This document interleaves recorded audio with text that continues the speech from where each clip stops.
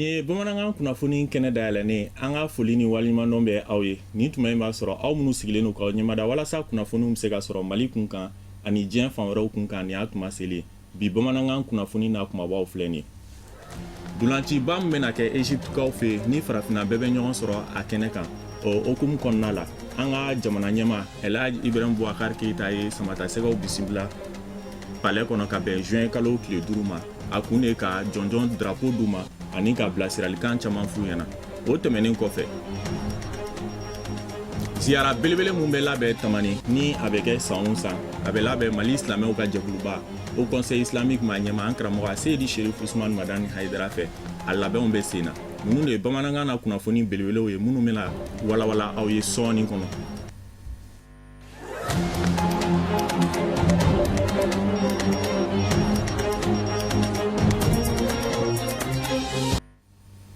Aw dangan na dulanci belebele min bɛna kɛ Egyptekaw fɛ yen ni farafinna bɛɛ bɛ ɲɔgɔn sɔrɔ a kɛnɛ kan Coupe d'Afrique o hukumu kɔnɔna la an ka jamana ɲɛmaa El Hadji Ibrahim Boubacar Keita ye samatasɛgɛw bisimila palais kɔnɔ ka bɛn ni juin kalo tile 5 ye a kun de ka drapeau d'u ma ani ka bilasiralikan caman f'u ɲɛna k'a yirula k'a fɔ maliyɛn bɛɛ b'u nɔfɛ an ka ɲɛmada Boubacar Traoré ani Baba Keita ka sɔrɔlenw don.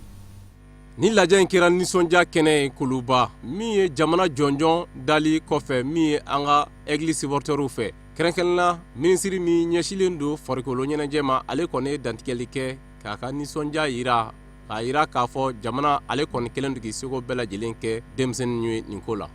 Ɲinan ta particularité caman kɛra an y'a ye ala y'an dɛmɛ kunun denmisɛnnin fitininw aiglons ye duguba dɔ bati balontan na n'o Argentine o bɛnna ni ne yɛrɛ ni an ka aiglons ka lafanadun ye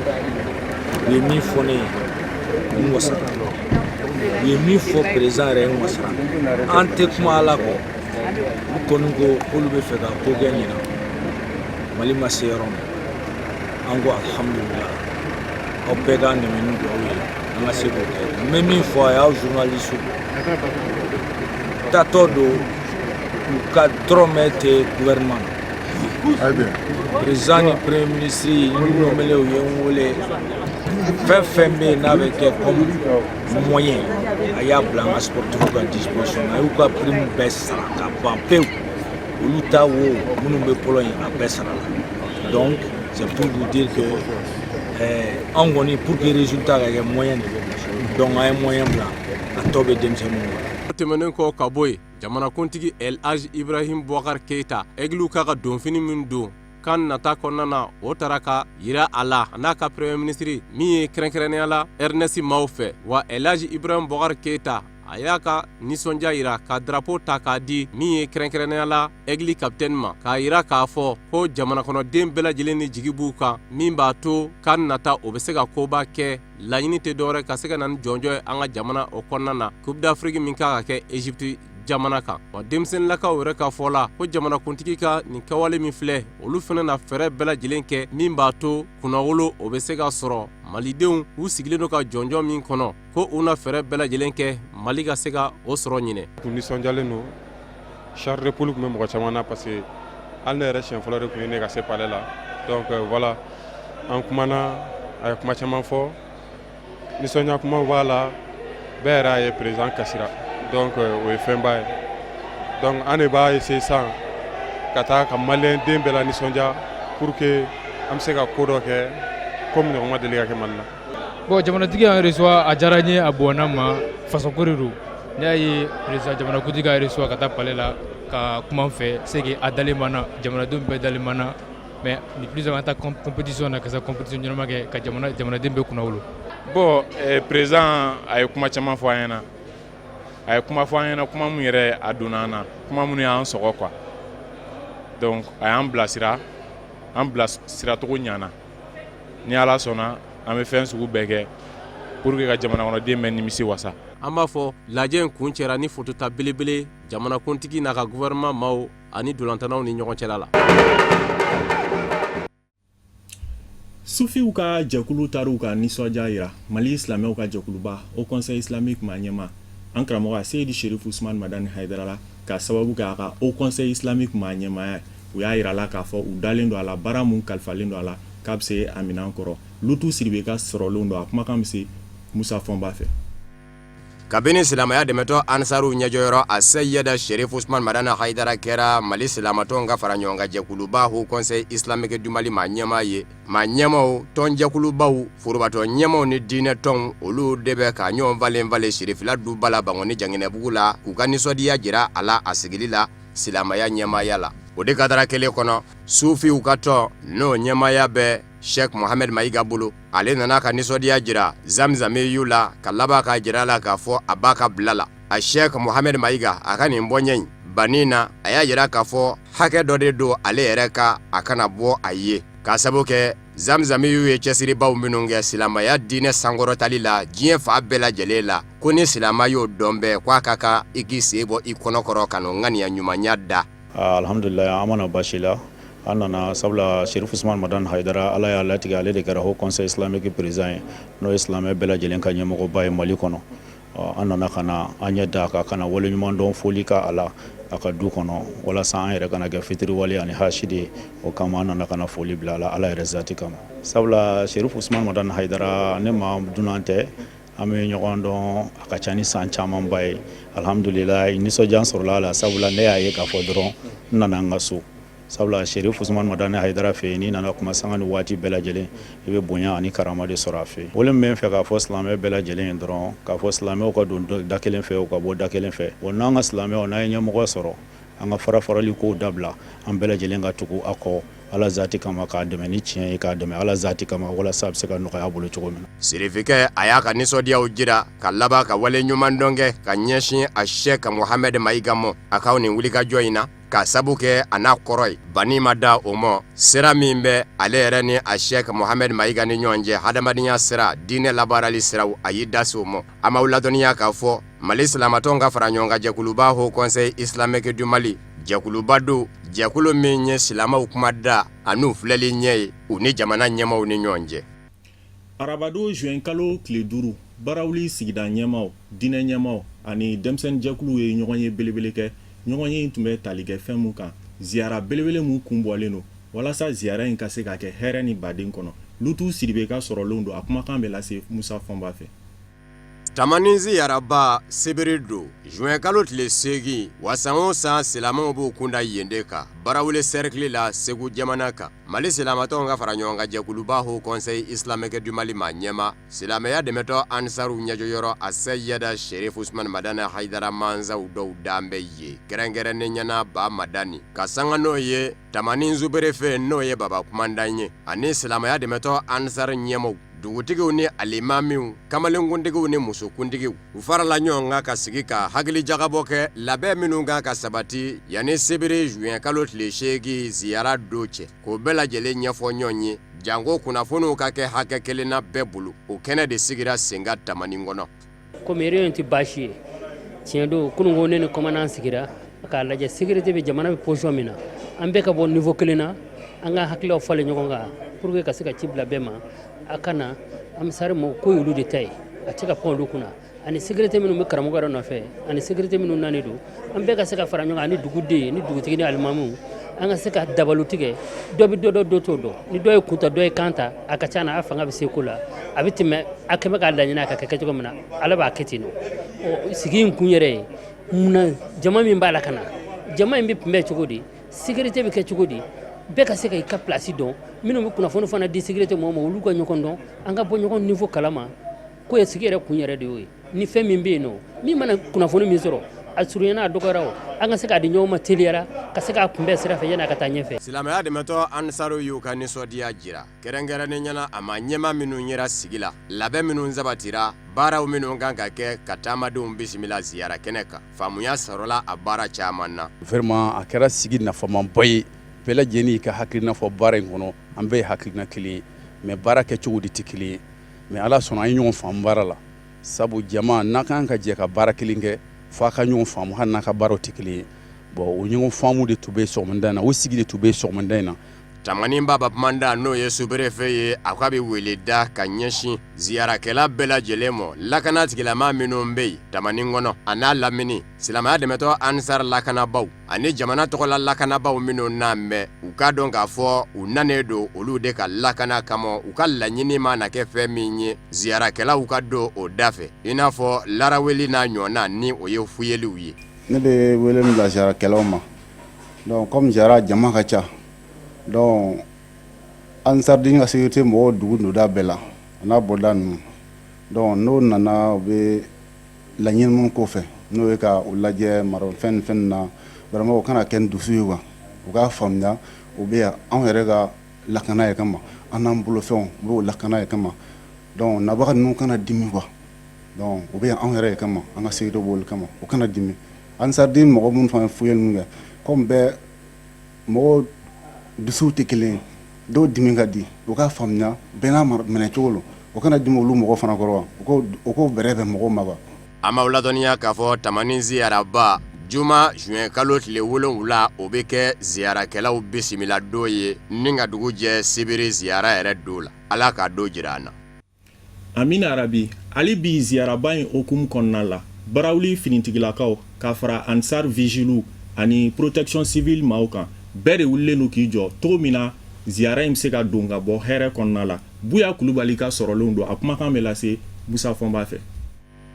Silamɛya dɛmɛtɔ ansaru kɔnɔ labɛn sabati bɛ ka se ka lakana sɛbɛkɔrɔ bonya ni mɔgɔw ka wuli ka jɔw ye minnu wulila ko vigiliw ala kama baara don ka zamzami y'u kanu ala kama a kira kama k'a fɔ k'u b'a dɛmɛ lakana nasira ka ala ka lakana kɔfɛ tamani kɔnɔ ka bɛn ni ziyara belebele natɔ ye min bɛ kɛ sibiri juin kalo tile 8 silamɛya dɛmɛtɔ ansari vigiliw ye labɛn bɛɛ lajɛlen sabati. Komi an b'a kalama ziyara bɛna kɛ tamani ani ala ka jɛ samedi dunanw bɛ bɔ fan bɛɛ k'anw de sɛgɛrɛ yan Mali b'a la farajɛ jamanaw b'a la comme farafin jamanaw b'a la bon n'a ma ɲɛ ko dunanw bɛ na i fɛ yen a ka kan o bɛ na yɔrɔ minnu na f'a ka sɔrɔ e yɛrɛ i ka labɛn kɛ pour que dunanw n'u bolominɛw bɛ se ka kisi cogo min na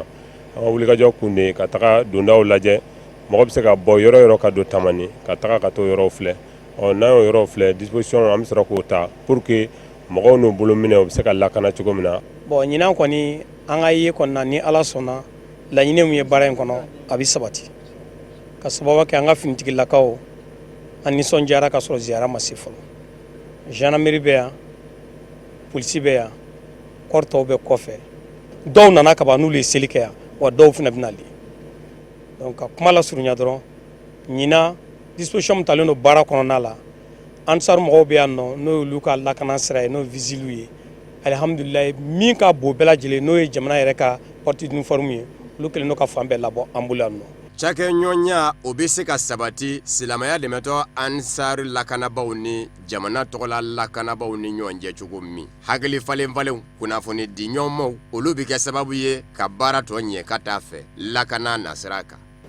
Baara in taabolo n'i y'a jateminɛ ɲɔgɔn faamuya b'a kɔnɔ communication b'a kɔnɔ communication mun ye kunnafoniya donc ni y'a fɔ min ko sécurité kunnafoniya don n'i y'an ye yan mɔgɔw de bɛ yan an bɛ baara kɛ population de ni mɔgɔ tɛ yan dugu tɛ yan an tɛ ye yan mais an bɛ yan ministère tɔgɔ la ka na fasodenw lakana ziyara ko in na an kelen ma na an ni équipe d'escorte nana o ye gendarmerie ye o ye équipe d'escorte ye cellule PSP mɔgɔw bɛ yan nɔ on a des gens mɔgɔ wɛrɛw b'an cɛla yan nɔ minnu bɛ renseignement kɔnɔna na ka ni kunnafoni fɛn fɛn o b'o d'an ma an nalen an ye a ɲini ka ansar sécurité mɔgɔw ye a vigile fara a protection rapprochée éléments kan a n'a garde statique an ye ɲɔgɔn la sigi ka kuma an ye disposition dɔ ta k'o bila en place o kɔfɛ an ni sous-préfet ye ɲɔgɔn ye bi ani alimami ani dugutigi tous les notables de Tamani an n'u bɛɛ ye ɲɔgɔn ye bi on a fait un briefing sécuritaire donc an ye fɛn dɔw sigi sen kan mais ni ala ka jɛ ye an y'a daminɛ cogo min a bɛ laban ten ni Alahu Taala sɔnna ala ta kɔfɛ basi foyi tɛna mɔgɔ sɔrɔ. An b'aw ladɔnniya k'a fɔ ka sanga ni tamani ziyaraba ye min bɛ kɛ sibiri juin kalo tile 8 jamana tɔgɔla lakana tigilamaw kɛmɛ ka bisimila minɛ tamani dɔw bɛ sira fɛ ka taa hali bi janko mɔgɔw bɛ se k'u ka ziyara kɛ hɛrɛ ani baden la cogo min ala k'a kɛ bɛɛ lajɛlen mɔ baraji ye. Jɛkulu mun bɛ ansar kɔnɔ ni a bɛ f'o ma Cafi o maaw ye tamani kabrudo ani a lamini bɛɛ fura togo min na ziyarakɛlaw kana sɔrɔ k'a fɔ yɔrɔ bɛɛ jɛlen don hali bi Buya Kulubali ka sɔrɔlenw don. An bɛ ka kabrudo kɔnɔna dɔ furan a n'a kɛrɛfɛla ninnu pour que mɔgɔw bɛna u bɛ se ka sigiyɔrɔ sɔrɔ tɔgɔ min na u kana sigi ɲama na i hali mana kɛnɛ jeni sɔrɔ i b'i sigi o la mais ni ɲama b'a la i bɛ siran ka sigi ni sa b'a la mais an bɛ ka furan ka jɛ pasi pour que bɛɛ kana hɛrɛ la ka sigi hɛrɛ tɔgɔ min na an nakun y'o de ka kabrudo kɔnɔna saniya ka kɔfɛla bɛɛ saniya an nana dɔ kama bi nabaw bɛɛ fo ko barikada bɛɛ kana dɔɔni dɔɔni u ka lamɛnni kɛ mɔgɔw kana jama kana girin ni ɲɔgɔn nɔfɛ u ka lamɛn kɛ yɔrɔ in furan kun ye pour que bɛɛ ka sigiyɔrɔ sɔrɔ a kana ɲɔgɔn digi ɲɛfɛla nɔfɛ ni kɛnɛ jɛlen don bɛɛ bɛ sigiyɔrɔ sɔrɔ an bɛ wele kan se bɛɛ ma bɛɛ ka sigiyɔrɔ kelen n'o ye kɛnɛ sɔrɔ dɔrɔn ko sigi u ka lamɛnni kɛ u kana ɲɔgɔn digi juguni kana bɔ a la an bɛ wele kan ɲɛsin bɛɛ ma bɛɛ ɲuman ka na ka bɛɛ ɲuman sigi olu kɛra an karamɔgɔ ye. Minisiri mun ɲɛsinnen don baarako kunkanko ɲɛnabɔli ma a taara jagokɛlaw ka soba kɔnɔ ka bɛn ni juin kalo tile 6 ye a ka tagali kun de walasa ani jagokɛla ɲɛmaaw ka ɲɔgɔn ye ka hakili falefalenw kɛ togo min na u ka a fɔ fɛn ma formation professionnelle n'o ye baarakalanw ye olu bɛ se ka kɛ togo minnu na. Amadou Diallo ani Seydou Ɲare tun bɛ Serifula Jabaramuso tɔgɔ la. Ni ɲɔgɔn ye kuma fanba bolila denmisɛnninlakaw ka baara sɔrɔli nasira la min bɛ tali kɛ jamana minisiri min ɲɛsilen don denmisɛnninlakaw ka baara sɔrɔ nasira ma ani jagokɛlaw ka tɔn ɲɛmayaso ni ɲɔgɔn cɛla la. Kumaw yɛrɛ kɔnɔna na jagokɛlaw ka tɔnba ɲɛmayaso kɔni y'a yira k'a fɔ gɛlɛya fɛn fɛn bɛ bi na o ye denmisɛnninlakaw ka baara sɔrɔ sira kɛnyɛrɛye nasira la. Ni ko chambre de commerce et d'industrie du Mali section saba de b'an fɛ yan. Commerce b'an fɛ yan, industrie b'an fɛ yan, service b'an fɛ yan. État yɛrɛ fana ye département dɔ créé ko qui occupe formation professionnelle la ka jɔn former n'a formé a bɛ di jɔn ma a bɛ di entreprise de ma donc ale ka baara de ye ka mɔgɔw dɛmɛ k'u former k'a bila marché la minnu mako b'a la pour que u k'a ta u ka baara kɛ n'a ye mais a ko ko o baara kɔnɔna la ale bilala nin département in na fa ka na a n'a ka kuma ɲɔgɔnya aw mako bɛ mɔgɔ qualité sugu jumɛn na comme ça n b'o former k'a bila aw ka bolo kan o ye fɛɛrɛ dɔ ye mun bɛ se k'a to fantanya ani ɲɛta bɛ se ka sabati jamana kɔnɔ cogoya min na denmisɛnnin caman bɛ tila kalan na bi baara t'u bolo min dɔr 11 mais main-d'œuvre qualifiée fɛn fɛn b'u ka min kɔnɔ bi Ghanéens Australiens Sud Africains u bɛ sara la a ka bɔ mɔgɔ hakili ma n'u y'a sara sɔrɔ u bɛ taa n'a ye kɔfɛ de a ka kan ministère yɛrɛ ka hakili jagabɔ kɛ an n'an ka partenariat la an b'o kuma kɛ ka olu minnu bɛɛ visiter. O hakilina kelen fɛnɛ sira kan minisiri Jean-Claude Sidibe ale fɛnɛ y'a yira k'a fɔ n'i y'a ye jamana n'i bɛ bɔ gɛlɛya o kɔnɔna na fo dɛmɛ ka don denmisɛnninlakaw ma kɛnyɛrɛye sira kan min b'a to u bɛ se ka ko dɔ kɛ u yɛrɛ ye se ka kɛ sababu ye ka gɛlɛya ko o dugan baara sɔrɔ nasira la wa a y'a yira k'a fɔ ale ka minisiriso u na fɛɛrɛ bɛɛ lajɛlen kɛ u ni jagokɛlaw ka minisiriso k'u bolo di ɲɔgɔn ma cogoya min na denmisɛnninlakaw u bɛ se ka hakilina d'u ma hakilina min b'a to u bɛ se ka kɛnyɛrɛye baara siraw dayɛlɛ u yɛrɛ ye. Ni nakun ye min ye sɔn wɛrɛ na chambre de commerce la ka na commerçants n'u ka ɲɛmɔgɔ n'o ye Bacili ye ka na olu kuma ɲɔgɔn ya o de ye k'a yira ko n'i ye jateminɛ kɛ baarako an bɛ baarako min na denmisɛnninw ye baara fanba dilanbaga ye jɔn ye o ye secteur privé commerçants ani opérateurs privés olu de bɛ baara dilan an nana de k'a fɔ ye an b'a fɛ an ka baara kɛ ɲɔgɔn bolo ka tugu anw ka dɛmɛ ye min ye ka minnu bɛ baara di mɔgɔw ma k'olu dɛmɛ ka baara di mais État yɛrɛ tɛna baara créer État ka dɛmɛ ye min ye ka minnu bɛ baara di k'olu dɛmɛ ka baara créer donc an nana de k'a fɔ ye ko an bɛ se k'u dɛmɛ formation ka fan fɛ parce que opérateurs don industriels don olu de b'a dɔn u mago bɛ apprentis minnu na olu de b'a dɔn u mago bɛ agence minnu na ka former donc centre de formation bɛ anw bolo an bɛ se k'u dɛmɛ o la centre de formation dɔw yɛrɛ b'an bolo anw fana tɛ ka se k'a gérer donc an nana fana an ka ɲɔgɔn kuma ɲɔgɔnya o la walasa u k'an dɛmɛ an bɛ se k'o centre gérer cogo min na partenariat public privé ka fan fɛ. Ni gɛlɛya bɛɛ lajɛlen kɔfɛ an ka jamana kɔnɔna na ni fan fila bɛɛ lajɛlen kɔni y'a yira k'a fɔ don n'a nataw kɔnɔ u n'u fanga sinsin ɲɔgɔn kan min b'a to jamana kɔnɔna na denmisɛnninlakaw ka hakili ye min ye ni o ye baara sɔrɔ ye kɛnyɛrɛye sira kan ani faso nasira kan o ɲinifɛnw bɛ se ka kɛ sɔrɔfɛn cogoya min na. An ka jamana kɔnɔ jinɔgɔ sigilen bɛ kɛ bɔlɔn kɔnɔnaw ani kanigo kɔnɔnaw la samiya dun bɛna se o hukumu kɔnɔna la an ka ɲininikɛla Abdul Karim Sakɔ n'a ka ɲininikɛla ye ɲinini kɛ o ko kun kan an ka ɲɛmadaw ka sɔrɔlenw na. Mɛ kalo tile 16 san 2019 o ye don ye min bɛ mɛn ka to Bamakɔkaw kɔnɔ ka d'a ka sanba nana a don min kɛra sababu ye ka cɛnni don adamadenw kun fo ka maaw ni to a la. kɔlɔsiliw y'a yira k'a fɔ ji nana tiɲɛ don ko nka tɛmɛsiraw de bɛ ji la ni ji ma se ka o tɛmɛsiraw sɔrɔ a bɛ kɛ sababu ye ka tiɲɛni don adamadenw kun. A kɛra kɔbolow ye o an b'a fɔ ma ko collecteur marigot naturel collecteur naturel a kɛra kɔbolow ye minnu ni jibolosira minnu ni an ye u labɛn a kɛra o ye o a kɛra jiboli fitinin minnu ye jibolosira fitinin minnu ye minnu b'an ka soda la a bɛɛ yɛlɛmanen b'an fɛ bi ka kɛ ɲamanbɔnyɔrɔ ye olu dun ma dabɔ ɲamanbɔn kama ni sanji nana ji kan ka boli sira minnu fɛ ni ɲaman b'a kɔnɔ n'a kɔnɔ dunyana cogo cogo n'a fara ɲaman na ji bɛrɛ tɛ se ka boli a kɔnɔ dɛ ji bɛ taa yɔrɔ min na fana n'a taara ka taa sɔrɔ a ɲɛfɛ o yɔrɔ gerennen don ji bɛ yɛlɛ a bɛ segin ka na don sow kɔnɔ de a bɛ bɔ yɔrɔ min na a bɛ bɔ sow kɔnɔ a bɛ segin ka na don yen nɔ a bɛ kɛ tiɲɛni ye. n'i ye jateminɛ kɛ fɛnɛ i bɛ taa sɔrɔ collecteur belebele dɔw bɛ yen nɔ olu falen don u tɛ labɔ bon mɔgɔ minnu kan ka labɔ a tɛ fɔ olu ɲɛna n'i ye a la ta k'a lajɛ bi collecteur belebele ninnu a bɛ état yɛrɛ de ka bolo kan n'o ye ministère de l'assainissement ye olu de b'a labɔ olu de b'a fɛn bɛɛ kɛ san o san mairie ta kɔni ye dɔrɔn n'a bɛ kɛ dɔrɔn u b'a sara an na i bɛ taa sɔrɔ a fɛn bɛɛ kɛlen don ka ban a bɛ sara an na dɔrɔn k'an wele an bɛna an jɔ k'a lajɛ bon vraiment an kuma yɔrɔ tɛ a ko la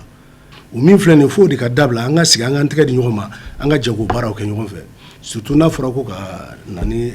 transfert de compétence ko ka waleya ka sigida bɛɛ ka fanga di ma i k'i ka yɔrɔ baara i sago la a wari a musaka ko a n'a mɔgɔninfin k'a bɛɛ lajɛlen bila i ka bolo kan a kan ka kɛ totalement à 100%. maaw sigilen ji tɛmɛ sira la walima ka taa so jɔ ji tɛmɛ sira la olu bɛɛ ye wale ye min bɛ kɛ sababu ye ka tiɲɛni don adamadenw kumana min na ni san nana ni ka ji caya an kumakɛɲɔgɔnw y'a yira k'a fɔ wale dɔw bɛ fɔ adamadenw k'olu de dabila o dɔ ye ka taa yɔrɔ feere maa ma min ye ji tɛmɛ sira ye walima ka taa so jɔ a ji tɛmɛ sira yɛrɛ la. mɔgɔ caman b'a fɔ ko maires bɛ terrainw di mɔgɔw ma ba kɔnɔnaw la u b'a di fossé kɔnɔnaw la u b'a di fan bɛɛ fɛ ni cɛli de kɛra maires tɔgɔ bɛ fɔ ni dilanni kɛra maires tɔgɔ tɛ fɔ titre foncier maire bɛ titre foncier di yan maire tɛ titre foncier di o titre foncier dibagaw bɛ yen nɔ n'a ma da dicogo la i bɛ taa sɔrɔ yɔrɔ dɔw bɛ yen ni sera yen nɔ i bɛ taa sɔrɔ enturiw kelen bɛ a jɔlen bɛ ba camancɛ kan donc fo an ka hakiliw de sɔrɔ an ka sigi nin fɛn ye an ka jɛ ka hakili di ɲɔgɔn ma pour que ka se k'a kunbɛn n'o tɛ n'o ma kɛ a bɛ gɛlɛya dɛ. walasa maaw ka se ka kisi ni kɔlɔlɔw ma bɛɛ lajɛlen de ka marabaw lamɛn minnu ka baara ye ka siraw bɔ ji tɛmɛ siraw la ani sow kan ka jɔ yɔrɔ min na a kan ka jɔ sariya minnu na k'o sariya olu labato. a fɔra fana minnu ka sow jɔlen bɛ jibolisira la fɛɛrɛ ka kɛ minnu bɛ jibolisira dingɛ yɛrɛ kɔnɔ olu ka wuli ka bɔ yen fɔlɔ kɔfɛ minnu bɛ a sirada la olu fana ka bɔ yen nɔ bi bi in na a bɛ se ka daminɛ ni minnu b'a dingɛ yɛrɛ kɔnɔ olu ka bɔ yen o ni fana an kɛlen bɛ ka jibolisira a fɔ ma ko kɔbolo ni fɛn ninnu an y'olu yɛlɛma k'o kɛ ɲamanbɔnyɔrɔ ye bi bi in na a gerennen don fo ka tila ka gerennen bɔ o fana ye baaraba de ye o kan ka kɛ a bɛ fɔ nin ma ko circulairement ou bien ka dɔ fara a largeur kan a fɛ kan. ji fɛn bɛ bɔ kulu la parce que fɛn in nata bɛɛ bɛ bɔ kulu la a jigintɔ ka bɔ kulu la a bɛ sugunikura cɛcili min kɛ a bɛ sugunikura ɲama nɔgɔ n'a fɛnw bɛɛ cɛ ka na a bɛna ka na an ka fossé gere ka fara ani mɔgɔw ka faamuyabaliya min bɛ yen nɔ yɛrɛ sagokɛ ni san nana fitini dɔrɔn bɛɛ bɛ bɔ n'i ka ɲamanminɛn ni fɛnw ye ka taa fili fossé kɔnɔna la wajibi fossé bɛ gere ni fossé gerenna ji b'a tɛmɛ sira forcé n'a ma tɛmɛ sira sɔrɔ a bɛ jagoya sira de ɲini n'a y'o sira ɲini o tɛmɛtɔla bɛ taa bɛn bɔgɔso minnu ma wajibi bɔgɔso ninnu bɛ tiɲɛ. hakilina jiginna jiba min nana bamakɔ mɛ kalo tile 16 tɛmɛnin jateminɛw y'a jira k'a fɔ a ji hakɛ b'a ta milimɛtiri 58 ka taa bila milimɛtiri 138 o ɲɔgɔnna na o b'a jira k'a fɔ ko bɛɛ ka i janto i yɛrɛ la ani ka sariya kumakanw labato. o de b'an sɛnsɛn ka se diɲɛ fan wɛrɛ kibaruyaw ma mun bɛna lase karamɔgɔ musa fɔnba fɛ.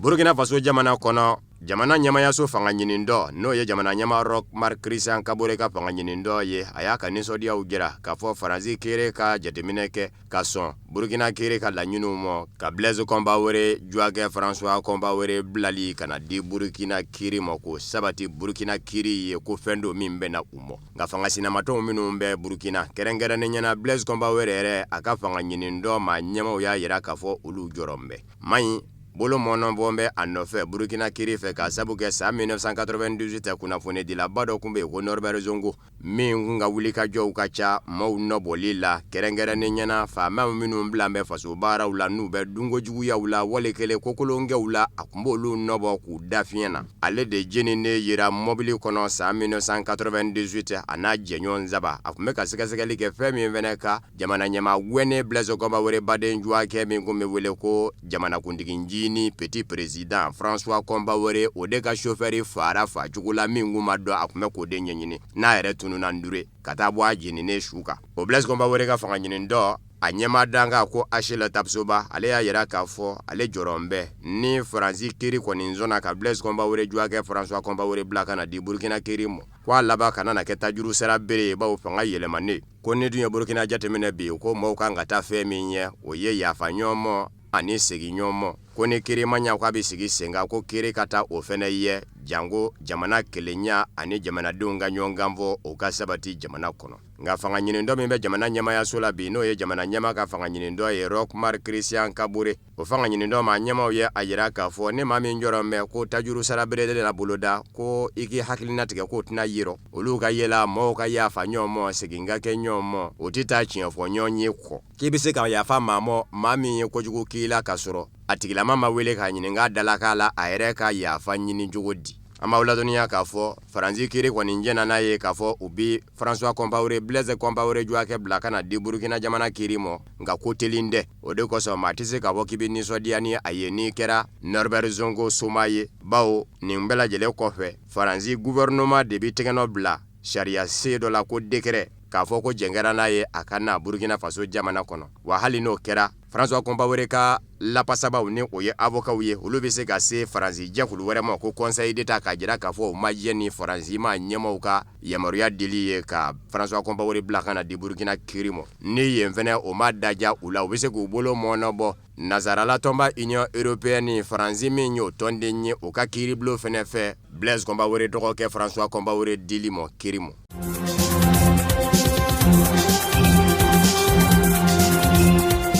Senegali jamana kɔnɔ Macky Sall jamana ɲɛma ka bɛn ni selinjini ye araba sɔgɔmada yanfanw fɛ misiri ba la a bɔra ka dantigɛli kɛ ko dɔ la ko min b'a dɔgɔkɛ kunga n'o ye Aliyu Sali ye Angleterrekaw ka kunnafoni diso BBC de ye sonza kwa wili furatu kɔrɔ k'a fɔ ko Macky Sall juakɛ Aliyu Sall tɔgɔ bɛ surɔfɛ dɔ la nafolo in nafoloba don bawo dolari wari miliyari 10 ko in bɛ tali kɛ o de ka san 40 kɔnɔ nka surɔfɛ la ko Aliyu Sall Macky Sall juakɛ kɛ na kɛ ka dolari wari dalasi 250 de minɛ dabali jukɔrɔ ko in kɛra san 2012 kuma min na ni Macky Sall nana jamana ɲɛmaaya la nafolo in bɛ ka boli fɛn min kun ka taji ani gazi kunkanko de don n'a ma ɲa k'a fɔ o yen bɛ Senegali o tumana waritigiba dɔ de bɛ yen Australie jamana den don ko Frank Timis ale ni Macky Sall juakɛ Aliyu Sall de kun bɛ jɛla kabini san 2012 a y'a ɲini o fɛ o ka kɛ a ka cakɛda bolofara ɲɛmaa ye Senegali min ɲɛsin bɛ taji ko ma Frank Timis fɛnɛ ni Angleterre taji bɔ cakɛda BP de fɛnɛ tɛgɛ bɛ ɲɔgɔn bolo o kumana taji bondow ni gazi bondow minnu bɛ Senegal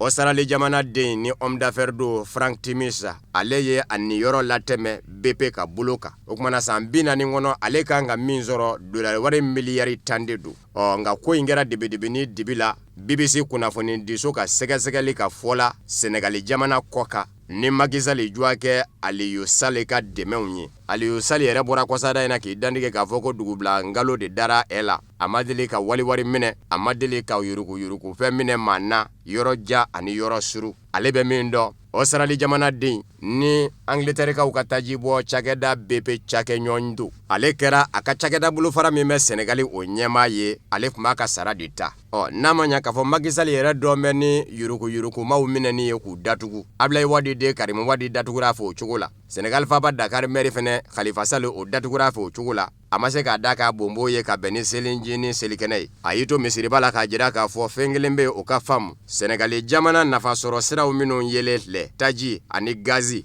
u labaarali u na labaara tiɲɛ kan a ka gouvernement a kɛn bɛ k'a fɔ ka gwɛlɛya bɛɛ lajɛlen ye a ka labaara cogo la jamana bi ni yɔrɔ sɔrɔ labaara cogo min na min ye a baden juakɛ Aliyu Sall ta fa ye o min dɔgɔ fɔ mɛ kɔrɔ Macky Sall ko dɔ yɛrɛ bolo ma a ma sɔn k'a da don la a ko Aliyu Sall ni yuruku ko bɛ a kunga k'o ye jɔnforo ko ye o bɛ ani faamaw cɛ o b'a ni kiriw cɛ n'o kɛra tiɲɛ ye siraw minnu kan ka minɛ o na minɛ ni tiɲɛ yɛrɛ tɛ a kan k'i yɛrɛ jɛya cogo min na o fɛnɛ ye Aliyu Sall kungo ye hali a m'a fɔ k'a dɔgɔkɛ Franklin Timisi min fɛnɛ ni o fɛnɛ ye Australie jamana den ye n'a fɔra ko bɛ o den ni a badenkɛ ni ɲɔgɔn cɛ a m'i da don o fɛnɛ tɔgɔ la a kɔni y'a yira k'a fɔ taji ni gazi min kɔni bɛ Senegali jamana kɔni dugukolo jukɔrɔ a n'a labaara jamana ɲɛmɔgɔw fɛ jɛlenya wasa kɔnɔ jamana bɛɛ lajɛlen tɔgɔ la.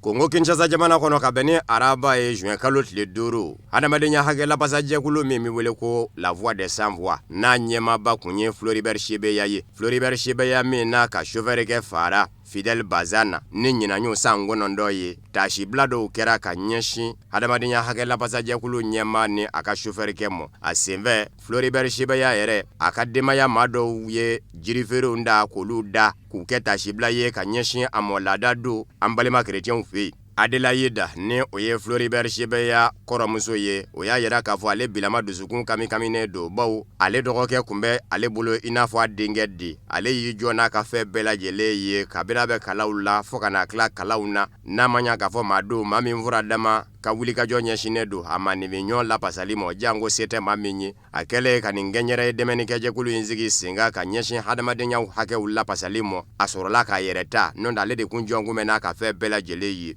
a y'a yira k'a fɔ a b'a ɲini jamana ɲɛmɔgɔw fɛ u ka fɛɛrɛ bɛɛ lajɛlen tigɛ jamana ɲɛmaakura Félix Tshisekedi ka u ka maa faa cogo ɲini k'a ɲɛdɔn a ka ɲɛfɔ u ye maa wɛrɛ min fɛnɛ kumana chauffeurkɛ tɔgɔ la Fidel Bazana tɔgɔ la o y'a bɛɛ nin den ye o y'a yira k'a fɔ a tɛ foyi ɲini jamana ɲɛmaakura Félix Tshisekedi fɛ ka wulikajɔw kɛ ko in kɛra cogo min na u ka ɲɛdɔn maa minnu kɛra u faabaw ye u ka wele bɔgɔ jeninen kan a yɛrɛ ka hadamadenya hakɛ lapasajɛkulu yɛrɛ sa ni o ye la voix des sans voix ye olu maa ɲɛmaw ko k'u bɛ a ɲini jamana ɲɛma Félix Tshisekedi fɛ olu b'u ta kɛ tantɔgɔ maa yɛrɛ de ye Général John Numbi Banza Tambo ni ale ye surasilakaw ka ɲɛmaaba ye bi Kongo Kinshasa jamana kɔnɔ a tɔgɔ fɔlen don k'a fɔ don min na Floribert Chebeya bɛ fa a n'ale de yera ɲɔgɔn fɛ wa ale de ye mana bɔrɛ don a kunkolo la k'a fili polisiw ka mobilinin kɔnɔ ka tunu n'a ye fɔ bi o kumana ale min bɛ jɔyɔrɔba la surasiya la bi Félix Tshisekedi ka ni ta ani jamana ɲɛmaakɔrɔ Joseph Kabila ni ɲɔgɔn cɛ jɛ mɔ bawo jɛ bɛ ka jamana mara bi ka hadamadenya hakɛ lapasali kɛ bolo kɔfɛtɔ fɛn ye a ka maa in jigi ka bɔ a jɔyɔrɔ la surasiya ɲɛmaya jɔyɔrɔ in na.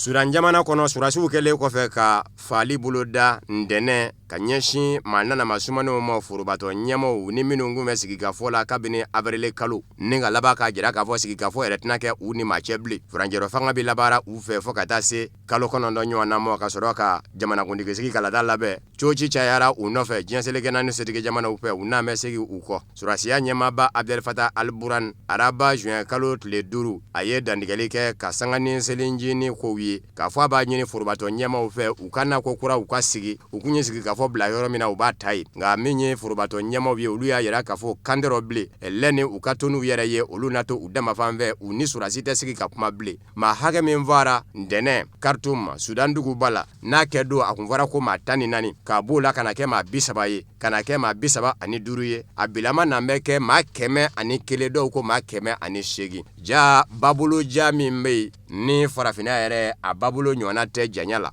a babolo n'u ta yɔrɔ ye Burundi ye a bɛ taa tɛmɛ Sudanw bɛɛ fɛ ni ka taa bi kwaji ka farafinna arabu yanfa ni nazarala ni ɲɔgɔn cɛ farafinde bɛ kwaji sira min minɛ ka taa don nazarala ni u k'a ma ko mer Méditerranée o baboloba in min bɛ tɛmɛ Sudan faba Khartoum da fɛ surasiw kɛlen ka maa nanama sumanenw fa u y'u den ka dɔw su fili o babolo in na bɔ kɛra o ka kɔsa in na maa 40 ɲɔgɔn na su sera ka ye nka dɔw ko k'a ka ca n'o bɛɛ lajɛlen ye lakanajɛkulu min kɛra ko in kɛbaa ye o ɲɛma yɛrɛ bɛ surasiya ɲɛmaaba Abdel Fattah al-Burhan kɛrɛfɛ ale y'a yira k'a fɔ u tɛna n'u sigi k'u bolo da u sen ka jamana titɔ lajɛ jamana ɲɛmaw tɛ ka bonya bilen wa surasiw de ye jamana ɲɛmaw ye o kumana ko olu b'u sɛbɛ jira jamanadenw na u k'a dɔn k'a fɔ sariya bɛ jamana kɔnɔ wali kelen maa bɛ jamana kɔnɔ min jandolen don jamana sariyaw labatoli la o b'a jira k'a fɔ ale ma nimisa n'ale ma nimisa ani surasiya ɲɛmaaba min bɛ ɲɔgɔn bolo Abdel Fattah al-Burhan ko i ma kɛ o ɲinɛma o b'a jira k'a fɔ o yɛrɛ ma nimisa nka Abdel Fattah al-Burhan surasiya ɲɛmaba a ka dantigɛliw la ka bɛn ni araba ye a ko a bɛ yafa ɲini Sudankaden bɛɛ lajɛlen fɛ ni ka laban ka dugawudon kɛ maaw ye minnu ni tora ko in na minnu mɛnɛ joginna ko dugawudon bɛ kɛ olu ye Ala ka lafiya di u ma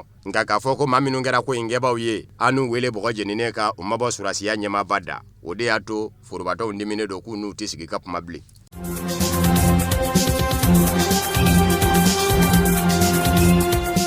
Faransi jamana kɔnɔ Emmanuel Macron ye a dɛmɛbaaw bisimila. Faransi jamana furadama ani Ameriki jamana bɛ ɲɔgɔn bolo. Donald Trump ale bɛ Faransi jamana kɔnɔ bi ka sabu kɛ ɲinan ye a san 75 de ye Allemagne ni Adolf Hitler daga tara ka bɔ Faransi dala Faransi dɛmɛbaaw fɛ kuma min n'a kun guruna Faransi bolo fo Faransi jamana ɲɛma o do General de Gaulle bolila ka Faransi bila ka taa jamana wɛrɛ. U b'a fɔ min ma ko débarquement de Normandie o do de dɛmɛbaaw nana u jiginna yɔrɔ min na o de ye Normandie ye kwajida yanfa du ka Almankaw ka Hitler daga ta ka bɔ Faransi dala a kɛra foroba kɛlɛ filanan senfɛ ni o ye deuxième guerre mondiale ye o de kosɔn san o san ko in bɛ ɲɛnamaya nka gwɛlɛya de bɛ Faransi jamana ni Ameriki jamana cɛ bi kɛrɛnkɛrɛnnen ɲɛna a ma ɲɛma filaw Emmanuel Macron ni Donald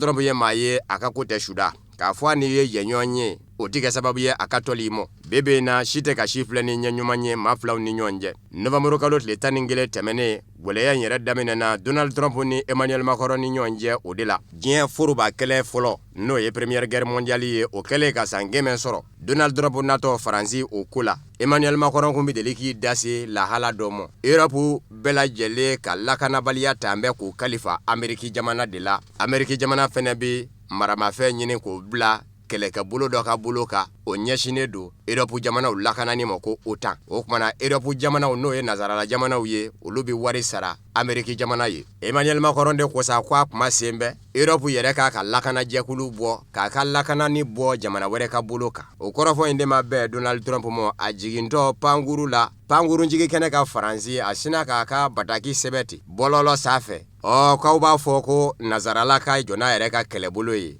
Amerikikaw ka juru min bɛ ala lakanani nasira kan a t'a jija k'o sara fɔlɔ o ye kunnadali ye a ye ko in dabɔ tɔɔrɔli de kama kabini o kɛra gwɛlɛya a tora ka bonya Emmanuel Macron ni Donald Trump ni ɲɔgɔn cɛ o de kosɔn Donald Trump Faransi jamana kɔnɔ bi diɲɛ foroba kɛlɛ filanan banni ni Almankaw ka Adolf Hitler ka kɛlɛcɛw daga tali ye ka bɔ Faransi dala a san 70 ani san 5 sɔrɔli Donald Trump ka kumaw a bɛna jateminɛ nka maa bɛ maa la olu dɔw fana y'a jira k'a fɔ n'a ɲɔgɔnna gwɛlɛyaba tɛ Emmanuel Macron ni Donald Trump ni ɲɔgɔn cɛ bilen ka sabu kɛ kɔsada in na Faransi kɛlɛcɛw minnu bɛ farafinna cɛcɛ ka na jamanaw la Barkan olu ka wulikajɔ dɔ kɛra sababu ye u kɛtɔ ka Faransi ka denw bɔ bolo la minnu kun minɛna Benin jamana ka bamajiw fɛ ka Ameriki ka den dɔ fana bɔ bolo la u fɛ min ni maa ma se ka ɲɛ foyi dɔn a ka cogoyaw la nka Ameriki ka den kɔni don a kun bɛ an ka kɔnɔ in na a kun bɛ mun na maa t'o dɔn Faransikaw kɔni taara bɔ a kan ani Faransikaw bɛ ɲɔgɔn kan bamanjimaw bolo olu fana y'a lakila o don Donald Trump ye Emmanuel Macron wele k'a ka nisɔndiya jira la k'a fɔ ko Faransi jamana ye baara ɲuman kɛ Ameriki jamana ye o tɛmɛnen kɔfɛ ko kuma ɲɔgɔnyaw bɛ kɛ Ameriki lakana jɛkulu ni Faransi lakana jɛkulu ni ɲɔgɔn cɛ bamanjimaw yɔrɔ dɔɔni ni u ɲɛfɔli la ɲɔgɔn ye n'u kama ko renseignement.